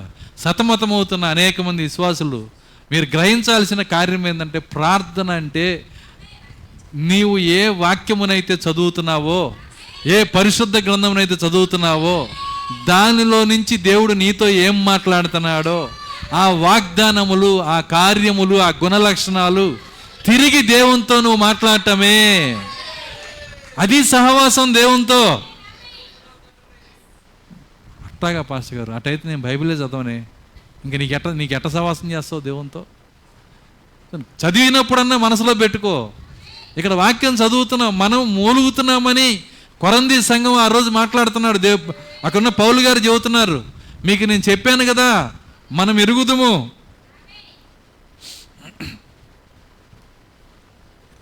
మొదటి వచనం 5:1, భూమి మీద మన గుడారమైన ఈ నివాసము శిథిలమైపోయినను చేతి పని కాక దేవుని చేత కట్టబడినదియు నిత్యమైనదినైనా నివాసము పరలోకమందు మనకున్నదని ఎరుగుదుము. నేను మళ్ళీ బోధ చేయవసరంలా, ఎరుగుదుము. ఏమన్నాడు ఆయన? ఎరుగుదుము. కొరంది సంగమా, మీకు అనేక సార్లు అనేక కూడికల్లో నేను చెప్పాను గనక మనము ఎరుగుదుము. కాన్ఫిడెంట్గా చెబుతున్నాడు, మనము ఎరుగుదుము అంటే కొరంది సంఘం అందరికీ తెలుసు.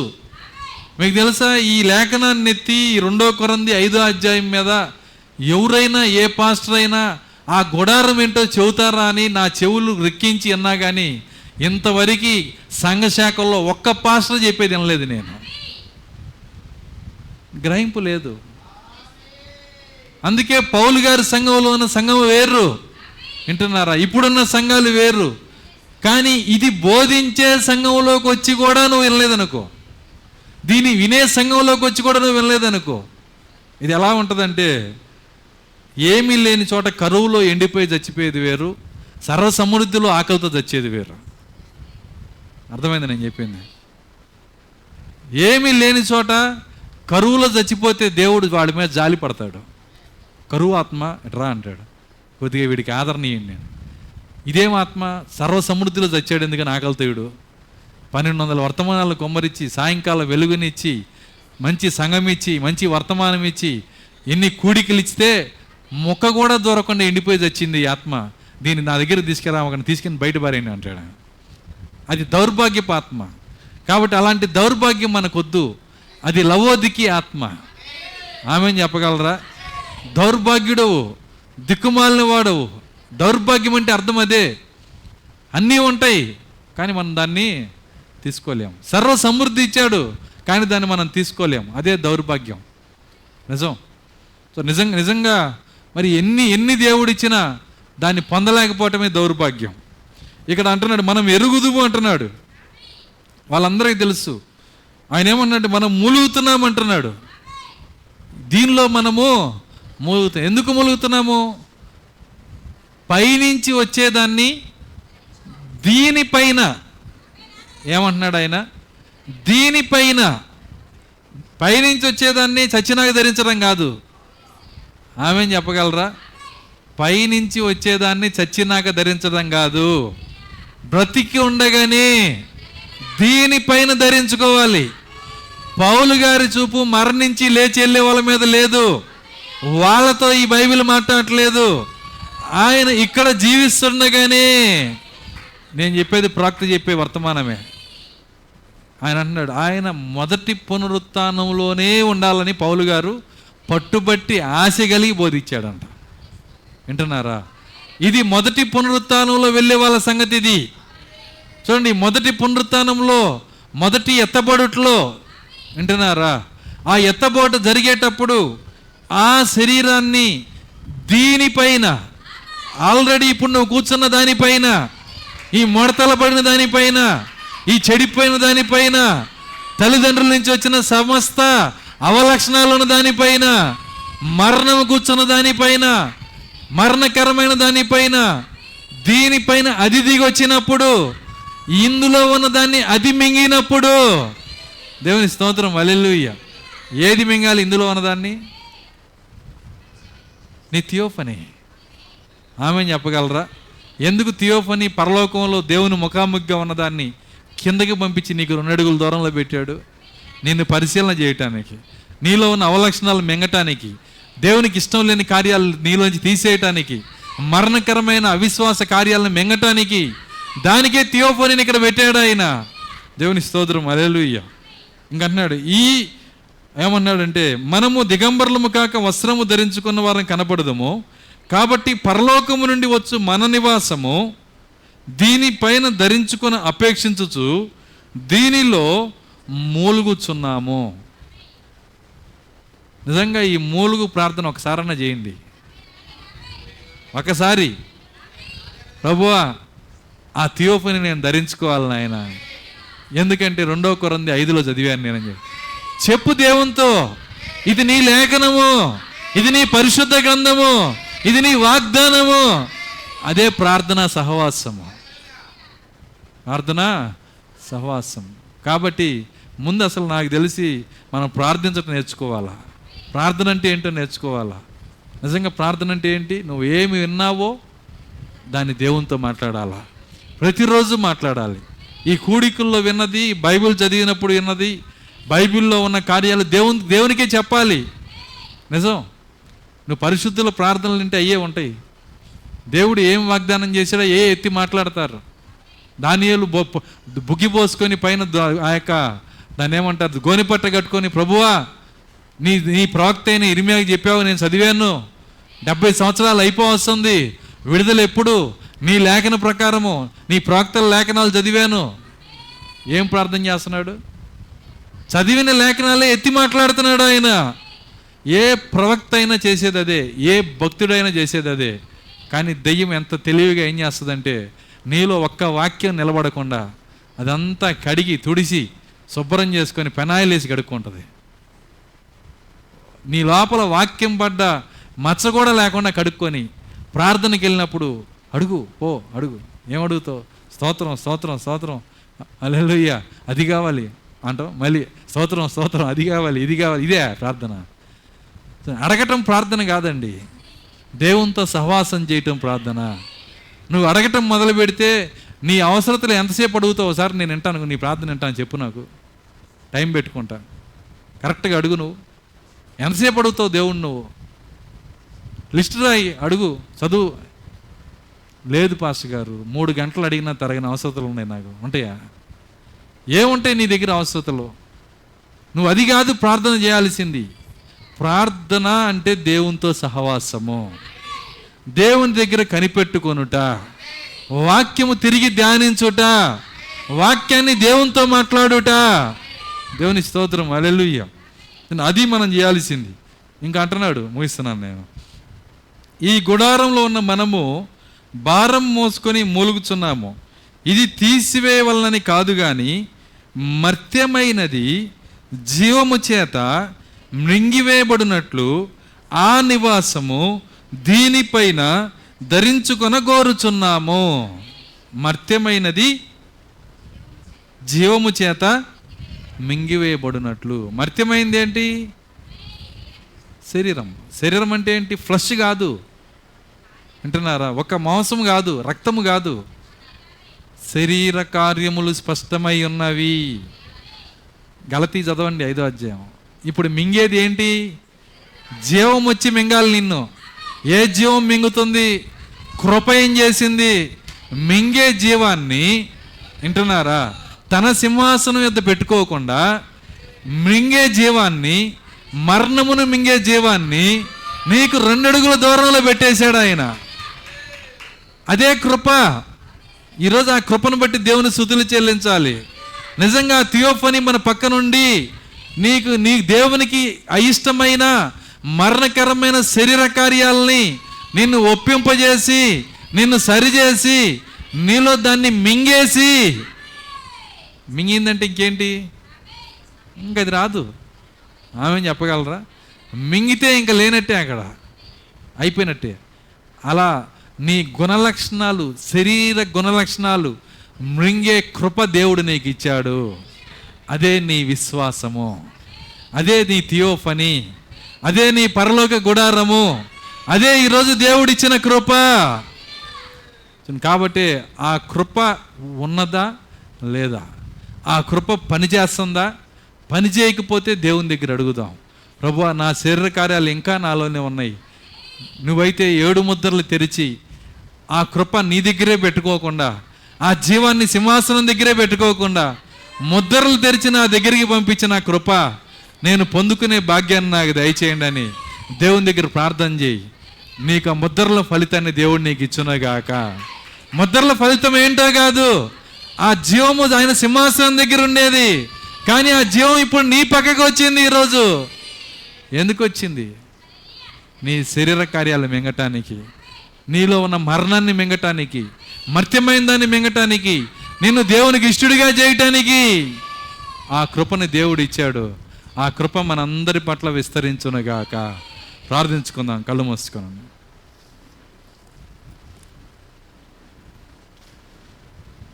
స్తోత్రములు, స్తోత్రములు, స్తోత్రములు, స్తోత్రములు. కృపగలిగిన తండ్రి, మీ స్తోత్రాలు చెల్లిస్తున్నాం. తండ్రి, నీ వాక్యాన్ని అనేక రీతులలో, అనేక భాగాలుగా, ఆయన అనేక విధానాలుగా మాకు బోధిస్తున్న దేవుడవు, నీకే స్తోత్రాలు చెల్లిస్తున్నాం. ప్రతి మాట మా హృదయం పైన రాయండి. ప్రార్థన అంటే ఏంటో నేర్పించారయ్యా, పాదాలు పట్టుకుంటే నేర్పించారయ్యా, నీకు ఇష్టడిగా ఉండటమంటే ఏంటో నేర్పించారయ్యా, 7 ముద్రల ఫలితం అంటే ఏంటో మాకు నేర్పించారయ్యా, కృప అంటే ఏంటో మాకు నేర్పించారయ్యా. అది మా జీవితంలో జరగటం సహాయము దయచేయండి. దేవానికి స్తోత్రాలు, స్తోత్రాలు, స్తోత్రాలు. తండ్రి, కనికరించండి, కృప చూపించండి నాయన. ఈ రాత్రి ప్రభువా మేము ప్రార్థిస్తున్నాము, నీ బిడ్డలకు కృప చూపించండి నాయన. ప్రతి మాట మా వెనుకల్లో దీవించండి, అది 100 ఫలించడం సహాయము దయచేయండి. ప్రార్థించటం నేర్పించండి నాయన. మమ్మల్ని మేము పరిశీలించుకొని నేర్పించండి ప్రభువా, మమ్మల్ని మేము తగ్గించుకుంటూ నేర్పించండి నాయన. ఓ ప్రభువా, కడగబొట్టు లేకుండా వాడబడట్టు లేదు నాయన. ఓ మేము నమ్ముచున్నాము ప్రభువా, మా జీవితం మొదలు కడగబడాలి నాయన, అప్పుడు మీకు మేము వాడబడాలి ప్రభువా. ఓ తండ్రి, ఈ రాత్రి ఏం జరుగుతుందో మాకు చూపించిన దేవుడవు. ఈ కూడికి యొక్క ఓ తండ్రి ఆర్థికత ఏంటో మేము ఎరిగి ఉండే భాగ్యాన్ని మాకు దయచేయండి. కూడికకు అడుగు పెట్టినప్పుడే ఈ కూడిక యొక్క ఆధిక్యత, ప్రశస్తమైన యేసుక్రీస్తు రక్తము ఇక్కడ హాజరుపరచబడిందని నమ్మే విశ్వాసాన్ని మాకు దయచేయండి నాయన. అందులో మేము కడగబడే భాగ్యాన్ని దయచేయండి. అందులో ప్రభువా మా ప్రతి పాపమును కడుక్కునే కృప దయచేయండి, ప్రతి అవిధేయతను కడుక్కునే కృప దయచేయండి, మమ్మల్ని సరిచేయండి నాయన. నీకే స్తోత్రములు, స్తోత్రములు, స్తోత్రములు. హల్లెలూయా, హల్లెలూయా. గ్రహింపు దయచేయండి ప్రభువా, గ్రహింపు దయచేయండి. ఎక్కడున్నామో, ఏం చేస్తున్నామో, ఏ విధంగా నీకు ఇష్టడిగా ఉండాలో, మా భక్తి ఎలా ఉందో, మేము ఎలా వెంబడిస్తున్నామో, మా విశ్వాసం ఏమైందో ప్రభువా, మమ్మల్ని మేము పరిశీలన చేసుకొని నీ ఎదుట ప్రభువా గ్రహింపును పొందే భాగ్యాన్ని దయచేయండి. దేవా, కనికరించండి, కృప చూపించండి. ప్రతి విశ్వాసిని పైకి లేపండి నాయన. ప్రతి బిడ్డని విశ్వాసిని పైకి లేపండి ప్రభువా. ప్రతి విత్తనాన్ని పైకి లేపండి నాయన. దూత కలిగిన వారిని సిద్ధపరచండి ప్రభువా. ఎవరికైతే మీరు దూతనిచ్చారో వారికి వర్తమానం ఇవ్వండి ప్రభువా. వారికి నిజ వర్తమానాన్ని ఇవ్వండి, నిజ విశ్వాసాన్ని ఇవ్వండి, నిజ గ్రహింపునివ్వండి. వారి కొరకు ప్రార్థిస్తున్నాము నాయన. సహాయము దయచేయండి. 7 ముద్రలు తెరిచి నాయన తండ్రి, వేల సంవత్సరాల నుంచి, కోట్ల సంవత్సరాల నుంచి నీ ముఖమును చూస్తూ ఉన్న దూతల్ని, ఆ థియోఫనీ దూతల్ని ఈరోజు అక్కడి నుండి పంపించి మాకు నాయన ముద్రలు తెరవటం వలన, ఆ ఆధిక్యత వలన, ఆ బలియాగము యొక్క ఆధిక్యత వలన ఈరోజు ఆ థియోఫనీ మాకు 2 అడుగుల దూరంలో మా శరీరంలో ఉన్న మరణాన్ని మింగాలని, అవిశ్వాసాన్ని మింగాలని, అవిధేయతలు మింగాలని ఆ జీవం ఇక్కడ హాజరుపరిచినందుకు నీకు స్తోత్రాలు చెల్లిస్తున్నాము నాయన. ఏం జరుగుతుందో గ్రహించే శక్తి మాకు దయచేయండి. ఆ జీవాన్ని బట్టి నీకు స్తోత్రాలు చెల్లిస్తున్నాం. ఆ జీవము మా మాలో ఉన్న ప్రతి కార్యమును, మరణకరమైన ప్రతి కార్యం మింగివేయనుగాక. హల్లెలూయా. తండ్రి, నీకు స్తోత్రాలు. తండ్రి, మీ గొప్ప ప్రణాళికను బట్టి వందనాలు. విన్న ప్రతి మాట మా వెనుకల్లో దీవించండి. దాని ప్రకారం జీవించే శక్తి మాకు దయచేయండి. కూడి వచ్చిన ప్రతి బిడ్డను మీరు దీవించండి. విన్న వాక్యం వారి హృదయాలపైన రాయండి నాయన. ఈ వాక్యాన్ని మోసుకెళ్ళి ప్రార్థనలో మీ యొద్ద ఆ వాక్యాన్ని అనుభవించే శక్తి వారికి దయచేయమని యేసుక్రీస్తు నామములో ప్రార్థించి వేడుకొంచున్నాము తండ్రి. ఆమేన్. అందరం